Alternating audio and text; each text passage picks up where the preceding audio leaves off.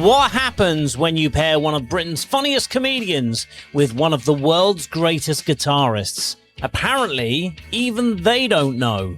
On this episode of the MarshyCast, I'm joined by comedian Boothby Graffoe and internationally acclaimed guitarist Antonio Forcione to talk about their wonderfully unpredictable live show, Wot Italian.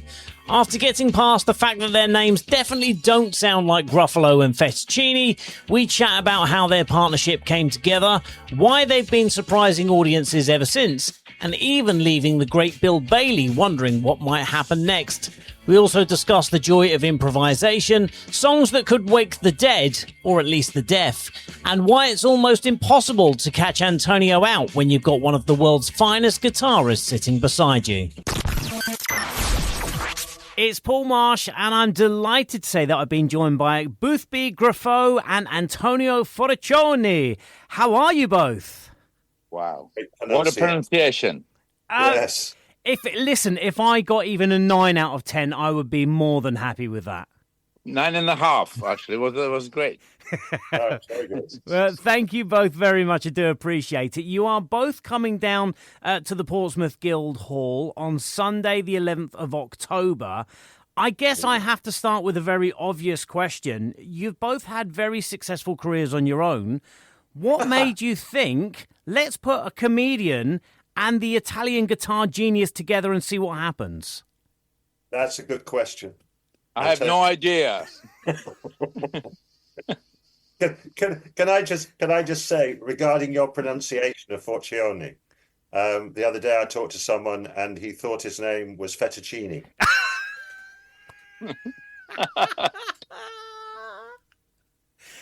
Tastier, maybe. Yes, I didn't correct him. Oh, no, that's even better. I'd like to be the testy music genius. Okay, that sounds good. Yes. I was just thinking Boothby Gruffalo and Antonio Fettuccini. Yes. That sounds better. Thank you. I've stumbled on something. You might sell more tickets because people literally wonder what the F Italian is going on. Yes. If they might think it's a restaurant. Yeah, a children's restaurant around the table. Yes. So anyway, back to my original question. How did you two get together? Where did we meet? I think we must have met probably in Edinburgh Festival, maybe. Yeah, I think so, yes. And the Edinburgh Festival, yeah. Antonio was doing a very successful solo show. And I was scraping a living. And somehow, I don't quite know how, he agreed to... come on, to tell the truth. I mean, Boothby is a good guitar player, and he loves guitar too. That's going on the poster. It's funny, isn't it? When you are a talented musician, and let's just say we were talking about rate. Let's just say you're a 7 out of 10, and then you meet somebody who is not only a 10 out of 10 but an 11 out of 10. And all of a sudden, do you go, I can really learn from this guy, or do you go, why do I even bother? Well, that's the thing. Is if I do miss anything, like a note or a chord or anything like that, he fills it in anyway. You don't notice. It's seamless. That's it. Filling the gaps. That's why I'm here. And I'm here to provide the gaps. Somebody has to. Okay. Yeah. It's a couple that complement each other. I like it. Who was the first person then? Once you'd met each other, and obviously safe to say you get along. Who was the first person to actually say out loud, "We should do something together"? I think I asked you, didn't I, Antonio? I asked you if you wanted to come and. Jim literally told me, we call him Boothby, I call him Jim now and then.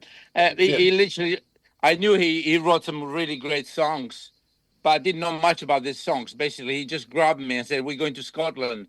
I'd like to record an album with 30 songs I didn't hear about in one day. I said, what?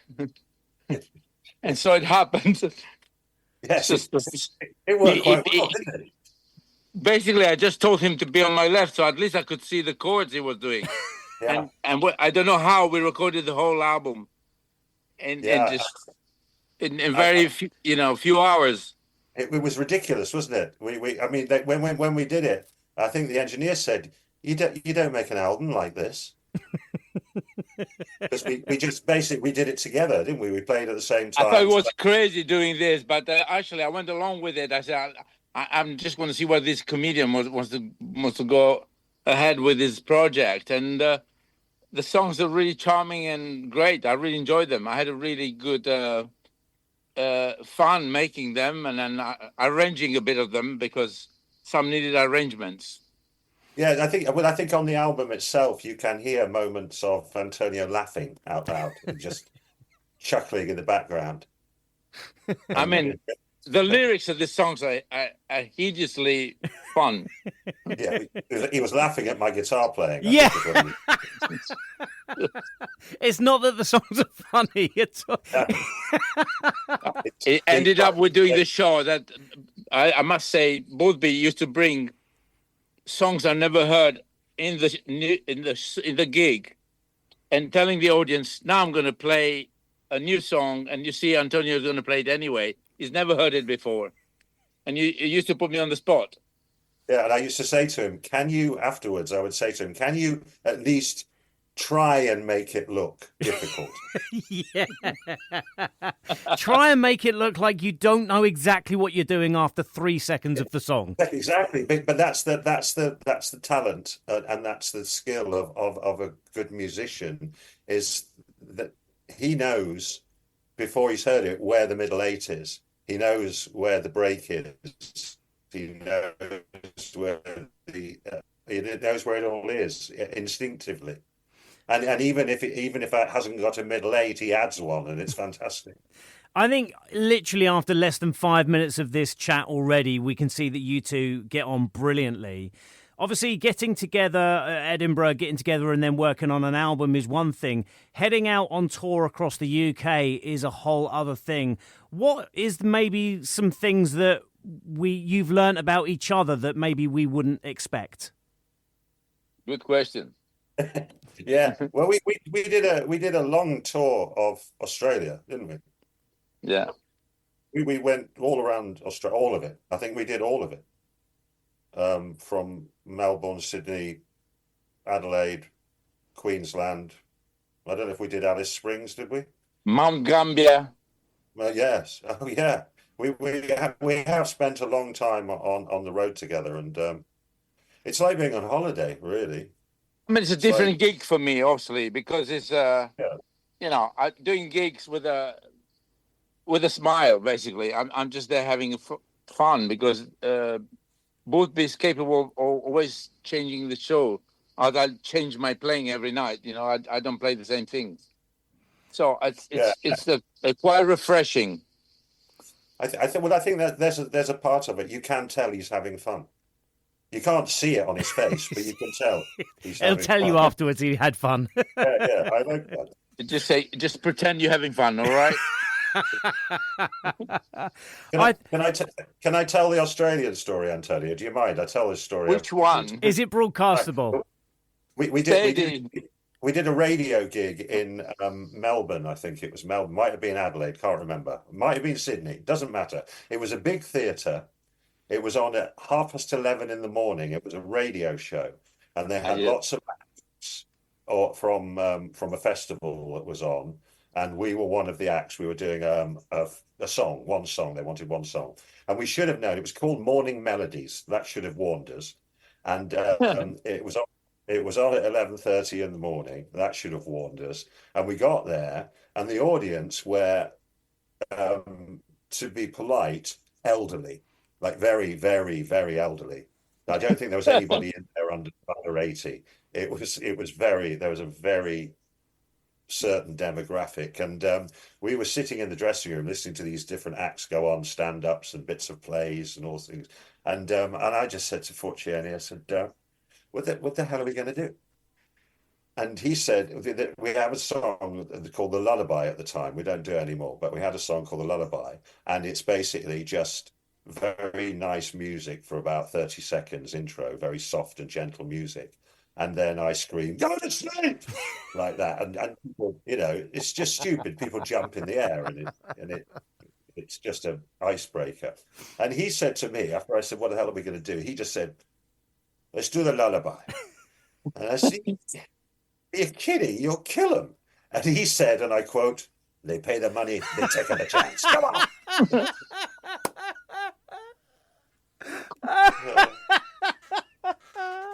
Oh, that is super. There was honesty. They jumped to mile. There was hair, teeth. Good God, the smell of urine was tan.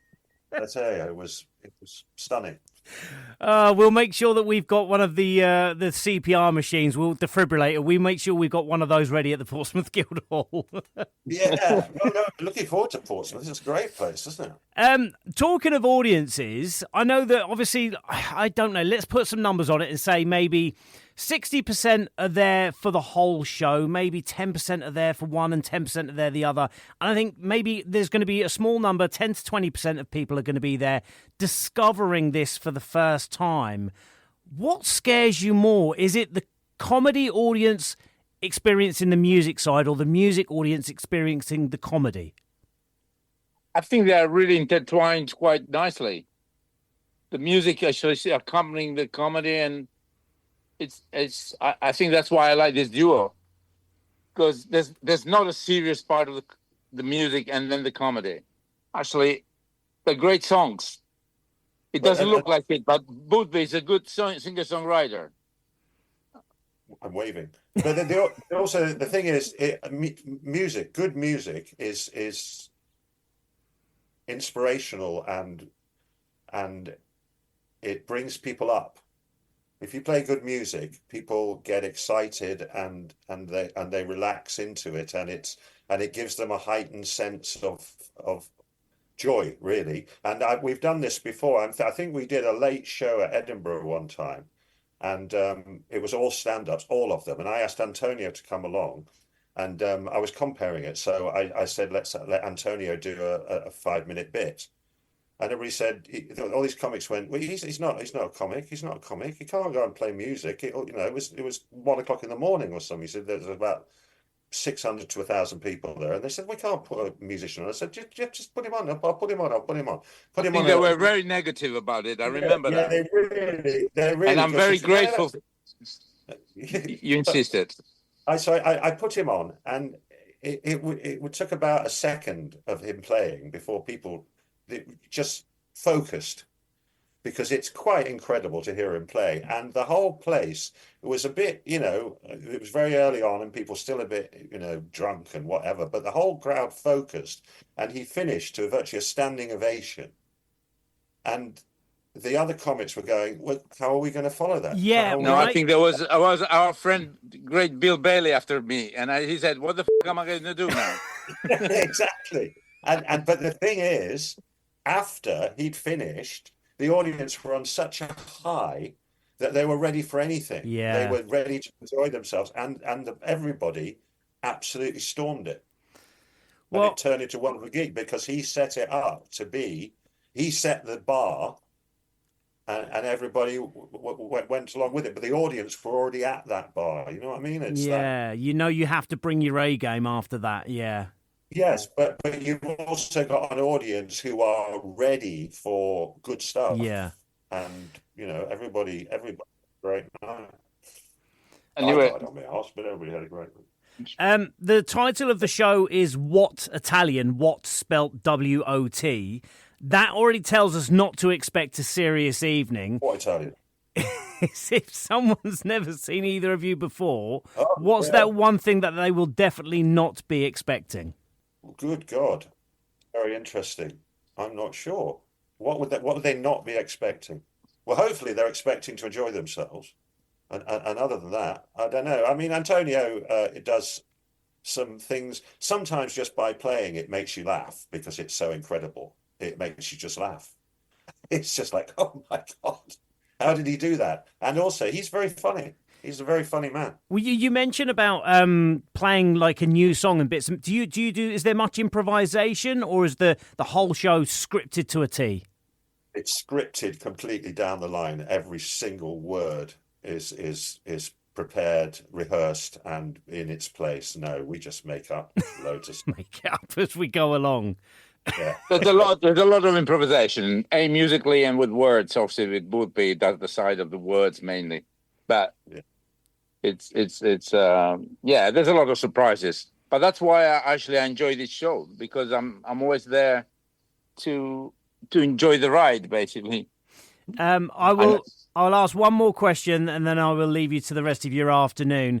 You're coming to Portsmouth now. Before you head back home, what's the one thing that you'd like a local to recommend? Would it be a pub, a good restaurant, a hidden gem? Where can we send you? Well, I don't know. Recommended Good restaurant for me, definitely. Yeah, good restaurant. Yeah, but you see, there's a place. Is it Mangosteen? Is that in Portsmouth? I think it's on. It's a vegan restaurant. Okay. On the harbour, and I think it's Mangosteen. It's called. I know that there are quite a few good vegan restaurants in Portsmouth. Actually, there's somebody that I deal with quite a lot called Shroom, which obviously dealing in mushrooms. But yeah, they do some lovely vegan food.